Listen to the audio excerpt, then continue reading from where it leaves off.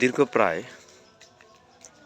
২৪ বছর প্রবাসে কাটিয়ে যখন দেশে ফেরার সময় হয়, তখন যদি লাশ হয়ে দেশে ফিরতে হয়, তাহলে সেই প্রবাস জীবনের ইতিহাসটা কতই না ভয়ঙ্কর হয়ে যায় আমাদের জন্য।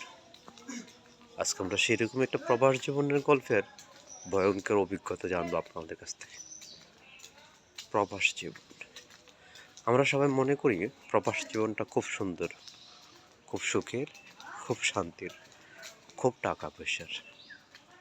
কিন্তু সে প্রবাস জীবন যে কত কষ্টের, সেই কষ্টের কাহিনীটা আমরা কয়জন আবার শুনি।